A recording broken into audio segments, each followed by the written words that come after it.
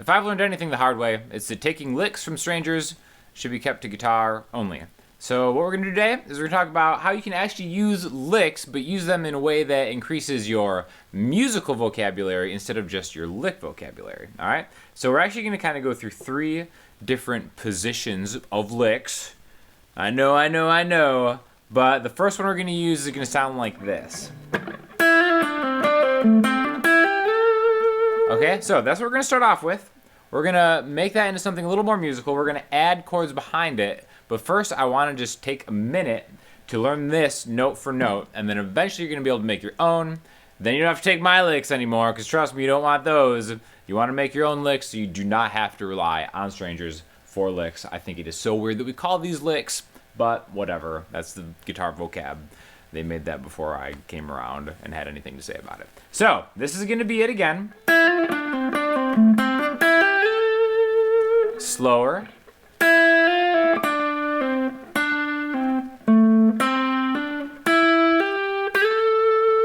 Okay, rocking the D'angelico Deluxe SS. We're going to be using a Pigtronics Infinity 3 looper soon enough. But we're going to start on the B string. And it's going to be 5, hammer on, 6, pull off, back to 5. So you only have to pluck the string once. I'm playing it fingerstyle. You can play with a pick. Doesn't really matter, but 5 to 6 to 5. And then I think the fingers are kind of important. So middle finger, hammer on with your pointer finger. And then your ring finger goes to 7 on the G string. And we're going to pull off 7, 5, 7, 5. So again, 2 plucks, but 4 notes. All right, so we've got a hammer on pull off. And then we're going to end on the 7th fret of the D string. This is an A note. This is actually going to be what we're thinking of as our root note of this progression, which we're going to talk more about in a second. And then from here, we're going to go just up through what you may be recognizing as the A minor scale, close to the A minor pentatonic scale. Just back up the notes we just played. Alright, so we pivot on that A, back, 5, 7, G, 5, 8, B, and then slide into the 10th fret on the B string, okay? So, all together.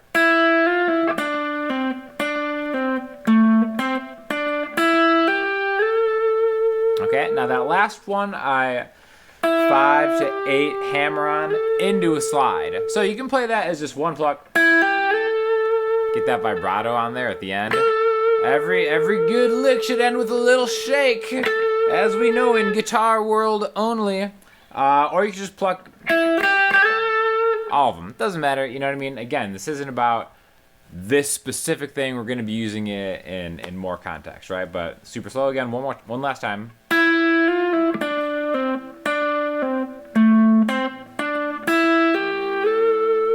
Okay, so in space, you might think it sounds cool. You might think it sounds dumb. I don't really care. But once we kind of add it to a chord progression, it starts to have a little bit of a life. So let's kind of do something jazzy-ish like.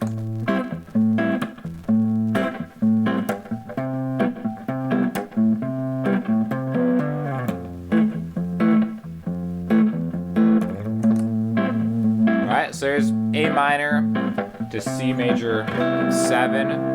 And then maybe F major 7. Now I can play that.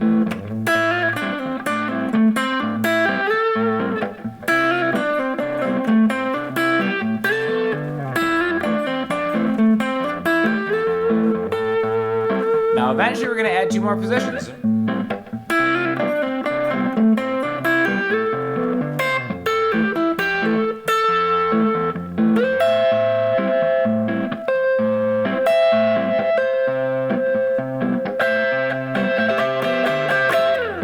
Okay, so it's starting to come together, it's starting to sound like music, which is the whole point, right? Also, I've got a companion lesson on the same kind of thing over on my Patreon, which you should definitely check out because you're probably going to want to check that out. But yeah, all I did is I played an A minor groove, A minor 7 technically, to C major 7, to F major 7. These just happen to be chords in the key of C, the key of A minor, okay?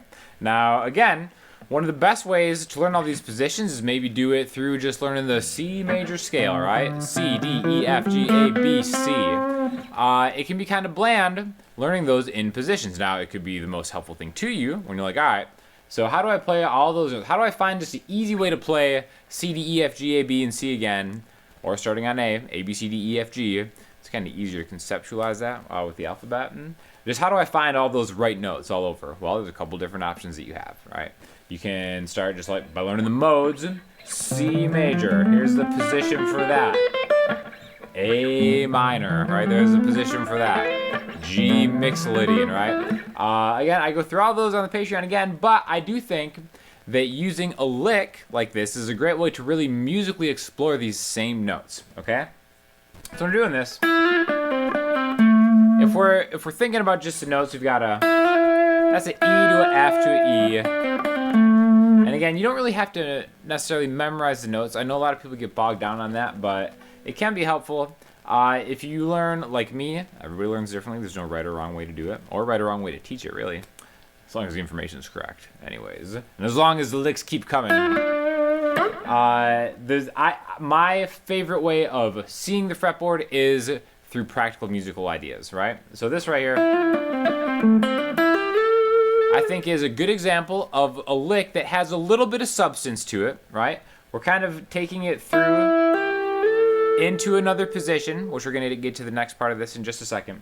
But I want to just maybe just do this one more time with the chords again.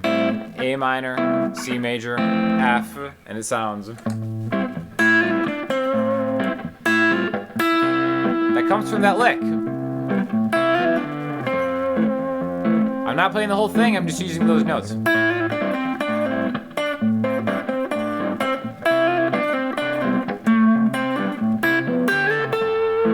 That's all the same lick, really.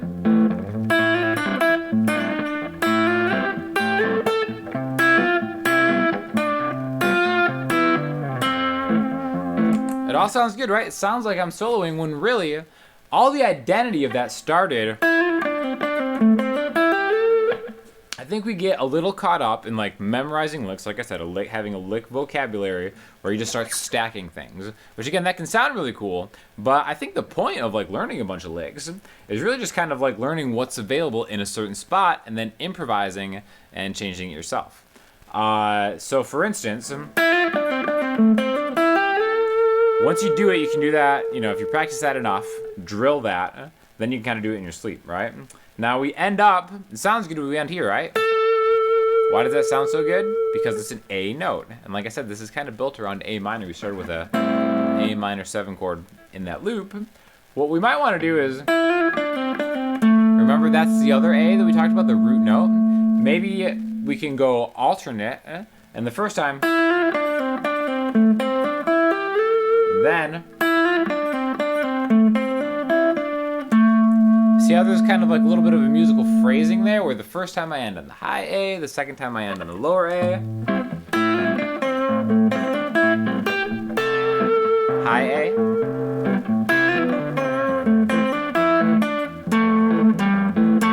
Low A. Alright, so I think stuff like that is really kind of like invaluable, alright? So, like I said, we're going to switch through some of these positions, alright? Where we end up is, like I said, that A on the 10th fret of the B string. Now, another thing that maybe you've seen before is like learning triads or like little pieces of chords. Again, C major, right here. The positional component that I think of in this spot is this. Right? Kind of like, I'm sure you've probably heard something like that before. Basically, this is just pentatonic, but now, because I came from this lick, I can maybe continue. And again, the notes are just 9 on the G string, which is really the major third of a C major. And then I go 8 to 10 and 8 to 10. Okay, so now if I want to jump into that, I can do anything in this area, and I can kind of add and continue on a musical phrase. I can think of it as combining maybe two different licks.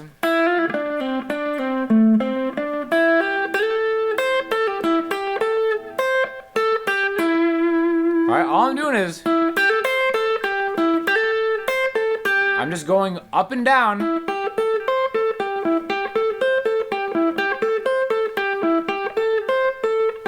Those 4 notes. You can add that 5th one.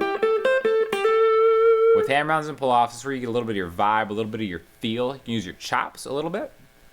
And then, like I said, A minor and C major are the exact same key. If you didn't know that, check out the Patreon, obviously. And on that C major, this is one of my favorite things to slide into an octave higher, is a D-shaped chord. Again, right, D major, you probably know this one. But just do it 10 frets higher. So instead of the 3rd fret, the 13th fret is going to give us a C major triad. Okay? So, what I did in that first example, what I found really interesting was really just kind of like the high note here, that E back to C, coming from this shape. Alright, so like.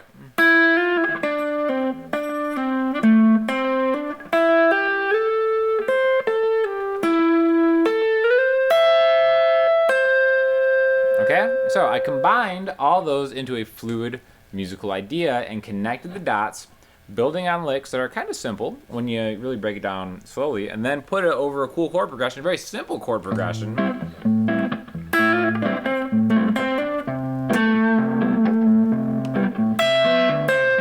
I can just bypass that entire second shape and just go right to that C major triad.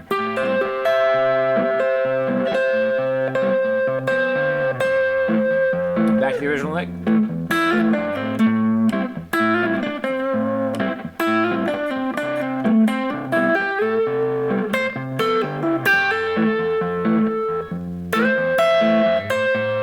And then just use feel.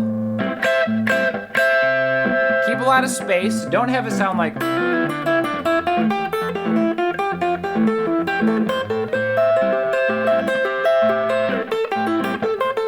That's what a lot of people sound like when they solo, just vomiting notes all over the place. Don't be that guy or girl. Take your time. Think about it as being music. Think about something you're trying to say. Try to add a little bit of like emotion. Add some feel into it. Again, feel is really hard to kind of just learn.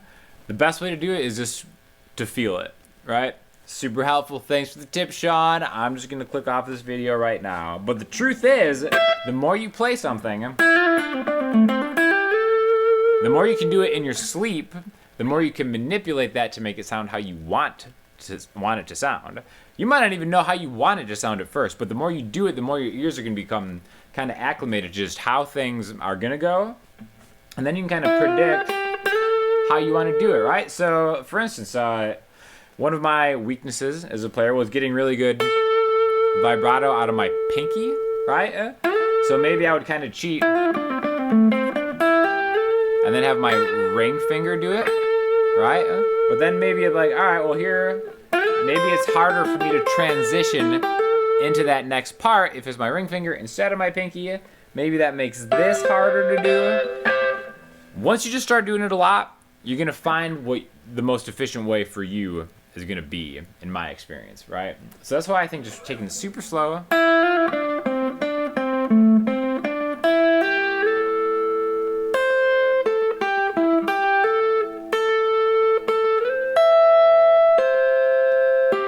All that stuff sounds like a solo, but it's really just one lick starting in the A minor position.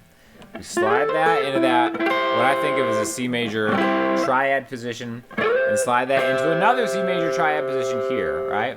And because we're kind of making our way through the fretboard, it sounds like it's going somewhere.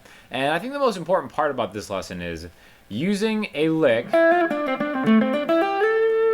as something that you can repetitively practice, get good at, and then use the pieces of that to play in the loop.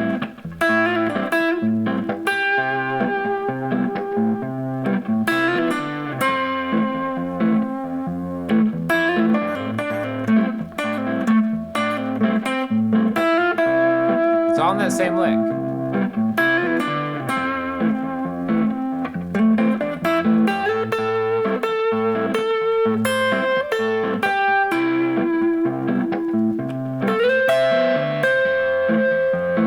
anything up here. You just play the chord. You can play all the chords.